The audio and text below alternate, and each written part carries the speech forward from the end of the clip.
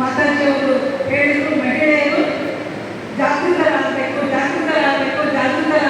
ನಿಮಗೆ ಎಲ್ಲ ರೀತಿಯಾದಂಥ ಅವಕಾಶಗಳನ್ನು ನಾವು ಕೊಟ್ಟಿದ್ದೀವಿ, ನೀವು ಯಾಕೆ ಜಾಗೃತ ಆಗಿಲ್ಲ ಹೇಳಿ. ಕೆಲವರು ನಿದ್ದೆ ಮಾಡ್ತಿದ್ದಾರೆ ಅನ್ನೋದನ್ನು ಬಹುಶಃ ಅವರು ನೋಡಿದ್ದಾರೆ ಕಾಣಿಸ್ತದ. ಹಾಗಾಗಿ ಅವರು ಮಾತಾಜಿಯವರು ಹೇಳಿ ಎಚ್ಚರಗೊಳ್ಳಿ, ಜಾಗೃತರಾಗಿ. ಇಲ್ಲಿ ಬಂದಿರೋದು ಯಾಕೆ ಅಂತಂದ್ರೆ 4 ಮಾತುಗಳನ್ನು ನಮ್ಮ ಕಿವಿ ಮೇಲೆ ಹಾಕೊಂಡು ನಮ್ಮ ಜನ್ಮಗಳನ್ನು ಸಾರ್ಥಕಗಳನ್ನು ಮಾಡ್ಕೊಳ್ಳಿಕ್ಕೋಸ್ಕರವಾಗಿ ನಾವು ಇಲ್ಲಿ ಬಂದಿರೋವಂಥದ್ದು ಅನ್ನೋದನ್ನ ತಮ್ಮ ಮೊದಲ ಮಾತಿನಲ್ಲೇ ಮಾತಾಡಿ. ಇಲ್ಲಿ ನಿಜವಾಗಿಯೂ ಸಹಿತ ಇದೊಂದು ಅನುಭವ ಮಂಟಪ. ಯಾಕೆ ಇದೊಂದು ಅನುಭವ ಮಂಟಪ ಅಂತಂದ್ರೆ ಇಲ್ಲಿ ಕೇವಲ ಲಿಂಗಾಯತರೇ ಇಲ್ಲ, ಎಲ್ಲ ಧರ್ಮದ ಎಲ್ಲ ಜಾತಿಗಳ ವ್ಯಕ್ತಿಗಳನ್ನು ಸಹಿತ ಇಲ್ಲಿ ಸಮಾವೇಶಗೊಂಡಿದ್ದಾರೆ. ಹಾಗಾಗಿ ಇದೊಂದು ನಿಜವಾಗಿಯೂ ಸಹಿತ ಅನುಭವದ ಮಂಟಪ. ಈ ಅನುಭವದ ಮಂಟಪದ ಒಳಗಡೆಗೆ ಈ ಅನುಭವ ನಡೀತಾ ಇದೆ.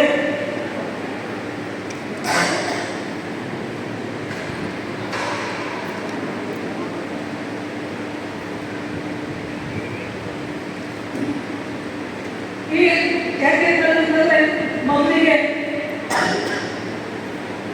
ನಮ್ಮ ಕ್ರೈಸ್ತರ ಬಿಷಪ್ ಅವರು ಇಲ್ಲಿ ಮಂಟಪಕ್ಕೆ ಅವರಿಗೆ ಆದ್ಯತೆಯನ್ನು ಕೊಟ್ಟು ಈ ಒಂದು ವೇದಿಕೆ ಮಾತಾಡಲಿಕ್ಕೆ, ತಮ್ಮ ಅನುಭವವನ್ನು ಹಂಚ್ಕೊಳ್ಳಿಕ್ಕೆ ಅವರಿಗೆ ಆದ್ಯತೆಯನ್ನು ಕೊಟ್ಟು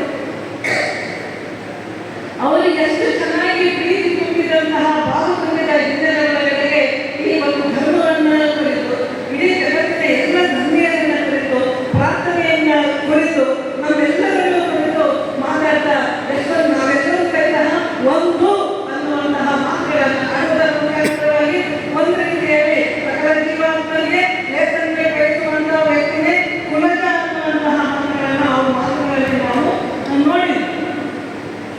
ಇಸ್ಲಾಂ ಧರ್ಮ ಸಂಸ್ಥಾಪಕರಾಗಿರುವಂತಹ ಪೈಗಂಬರರು ಒಂದು ಮಾತನ್ನು ಹೇಳ್ತಾರೆ,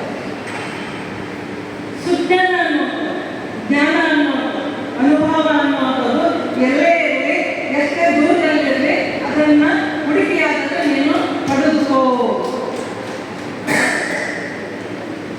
ಆ ಒಂದು ಜ್ಞಾನವನ್ನ ಪಡೆದುಕೊಳ್ಳಲಿಕ್ಕಾಗಿ ಇವತ್ತು ಬಸವ ಉತ್ಸವವನ್ನ ಇಲ್ಲಿ ಏರ್ಪಡಿಸುವುದರ ಮುಖಾಂತರ ಮತ್ತೆ ಸಿದ್ದರಾಮಪ್ಪ ಪಾಟೀಲ್ ಅವರಲ್ಲಿ ನಾನು ದೊಡ್ಡ ಅಭಿನಂದನೆಗಳನ್ನು ತೋರಿಸ್ತೇನೆ. ನಿಮ್ಮೆಲ್ಲ ಜೋರಾದ ಚಪ್ಪಾಳೆ ನೋಡ್ಲಿಕ್ಕೆ ವ್ಯಕ್ತಿ ಜೋರೆ ಗಾಡಿ ಬಂದು ಕೂತ್ಕೊಂಡು ಹೋಗುವಂತ ರೀತಿ ಒಳಗಡೆ ಇದೆ.